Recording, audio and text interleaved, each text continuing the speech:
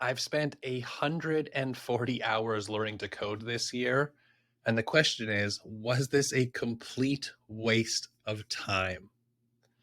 You might be asking, why would a digital marketer spend 140 hours learning to code? It's a very good question. Some might say, why wouldn't you just invest 140 hours into perfecting your craft?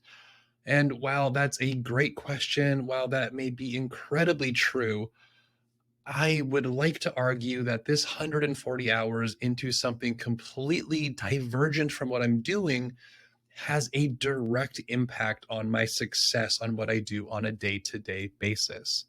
Now, I want to give you some context and I want to take you way back to where did this even start from? So, join me on this journey and let me talk to you about why I even started to consider to code in the first place. So, over the last couple of years, I've been and become extremely consumed by the hustle. I know we see it all the time, but it's so hard to fight. I got consumed by this need to do more, to accomplish more, to make more. And really, when it gets down to it, it was all driven by this sense of a lack. I wasn't doing enough. I needed to do more. I didn't have enough. I needed to accomplish more. I didn't have enough money to do the things I wanted to do. So I needed to do more so I could make more money. And really, when push comes to shove, this all it did was lead me down this path of physical, emotional, and psychological burnout, and something had to give. And this is something that has become increasingly aware for me and something that I really needed to address. And this is something that I am in the pursuit of doing right now. And that's why we started to get into this realm of coding. So, from a place of burnout and from a place of seeking joy, I began the pursuit of finding a hobby. A hobby, those things you do when you're not working. I know it can be pretty difficult for some of us to conceptualize what those are. And it's so true. This is actually something I found incredibly difficult for me to do. Trying to find a hobby, I found myself asking questions like, what do I enjoy? And they literally left me with a blank screen because all I could come up with were things that were related to work or things that were related to making money. All I've done for the last 18 years is work. Most of the trips I've taken over the last 5 to 6 years were directly related to work. And you may have noticed in my office, if you're watching the recording on YouTube, the lights just went out because it's a holiday and apparently the lights are on a timer. So, we're gonna make do with the lighting. It's not bad actually. As I was saying, most of the trips were related to work. They were going to masterminds, they were meeting colleagues, they were going to meet mentors. Most of the friends that I had developed had come specifically from work and were related to masterminds. All day I worked. Even my relationship with my wife, we worked together for so many years that all of our conversations were talking about work, talking about our next launch. We would spend the weekends planning everything to do with work. And trying to think of what to do outside of work was incredibly difficult. So I found myself hitting Google just like every single one of us would do, starting to just Google lists of hobbies. I found things like axe throwing and fashion, doing yoga, taking up boxing, doing mixology, starting to play board games like chess, going hunting, which I'm not an outdoors person, going hiking, doing spin class, and on that list was learning to code. For a while, I actually took up mixology. This was something I found super fun, super fascinating. And while it was extremely fun, I spent a lot of time and a lot of money. I spent hundreds of dollars building this really good liquor collection that I've actually traveled with from like 3 different locations. I started to realize that drinking might not be the healthiest hobby and the healthiest pastime. And the fact that my body just doesn't respond well to alcohol anymore. I have a single drink. I sleep like crap, and feel hungover the next day. So I decided this probably wasn't the best thing to pursue. And this led me to next on my list, which was coding. And personally, I love technology. I love movies like Swordfish. I love shows like Mr. Robot. I love building computers. I love wandering around Best Buy. I am a nerd at heart. You give me something with computers, technology, or computer hacking, and I get super excited. And I actually spent 10 years in web development before I ever got into kind of traditional marketing as a career. So I signed up on Codecademy and I started to learn Python. Python is where I started because, well, I did a bunch of research on Google and was trying to figure out where I should start. And it seemed like a great language. It was very popular. It was also linked to things like being used for data science and data analysis, being used for AI and machine learning.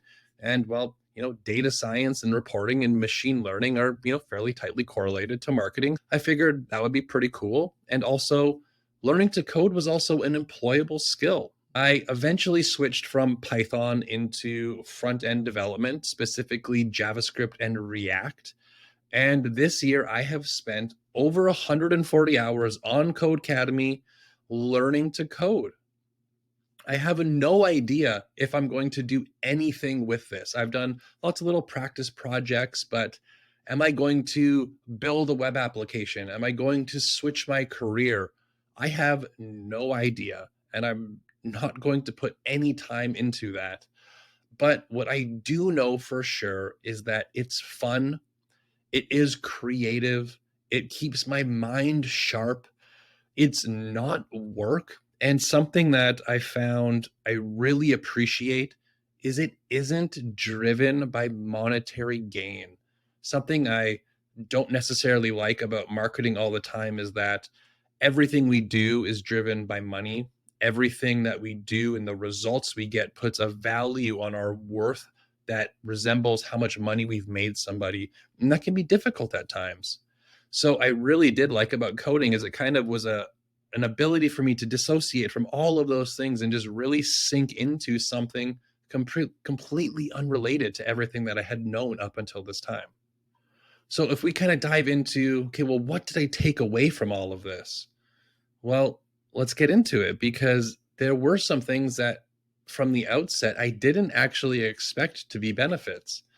Now, one of those things is finding a hobby and finding something you enjoy doing at 35. I found really fucking hard. And if you're in a similar position, in a similar phase to your life as me, and you've been consumed by work like me, you may find yourself in a similar position. But I do really encourage you to push through. It might be uncomfortable at first, but push through and try and find something you're passionate about because not only did it have a direct correlation to things like my overall, sense of worth, my happiness, but it actually did end up having some pretty cool carryovers into work. It wasn't up until recently where I really kind of seen that come to fruition. As a marketer, I do spend some time working with a technical marketing team. I do spend some time working with clients on getting things like their tracking set up. We might be working with a client where they've got a business and we need to get an offline conversion tracking and a custom API set up with Facebook.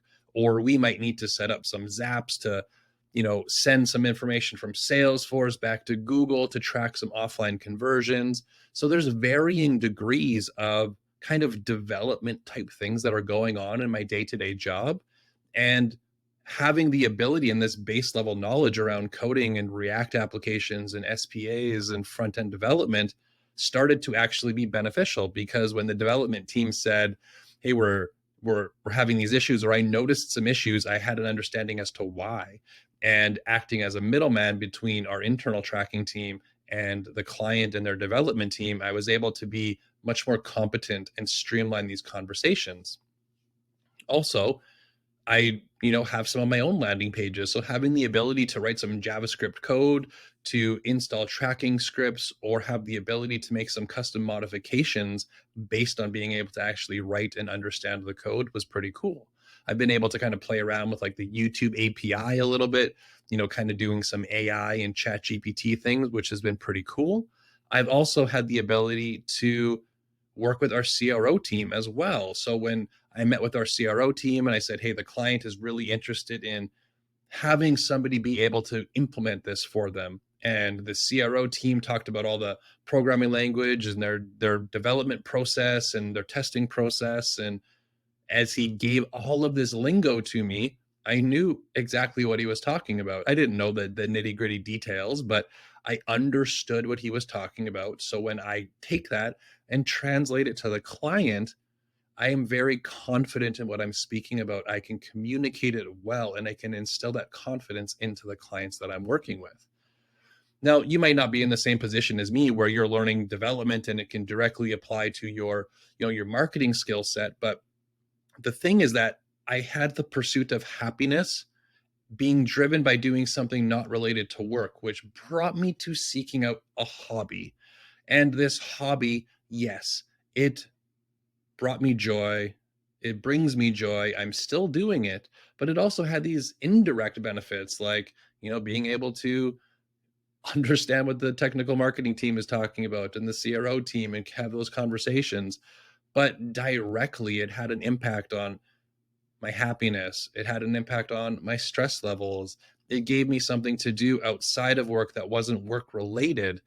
And those benefits from an emotional and psychological level have had a direct impact on what I do during the day. Because if my stress levels decrease, if my motivation increases, if my burnout decreases, well, yeah, that has a direct impact on what I do during those, 8 to 10 hours that I'm working in a day. So having this pursuit of a hobby, spending 140 hours coding had a very positive impact, and I would not trade that. I don't think that spending those same 140 hours into something marketing related would have had the same impact. I actually think it could have had an inverse impact where spending an additional 140 hours on something that I would deem as work outside of work would have probably driven me into a deeper state of burnout. And burnout is something that I'm actively working very hard to slowly kind of dig myself out of the hole that I put myself in. So these are things that, as we have been in it for years, as we've been kind of consumed by work, as we start to get older in life, something I'm realizing now, the conversation about what we're doing starts to change. And if you are finding yourself in a similar position where most of what you do is work, you don't have a ton of things outside of work that you do, or maybe you're noticing that your overall levels of happiness or self worth aren't as high as they used to, or aren't where you would like them to be. That could be work related. It could just be a level of awareness. Maybe you're just more aware of it than you used to be. But I really do highly recommend that you seek out a hobby, that you seek out something non work related, and understand that even if it doesn't have a direct benefit to what you do with work, that those subtle indirect benefits are extremely important.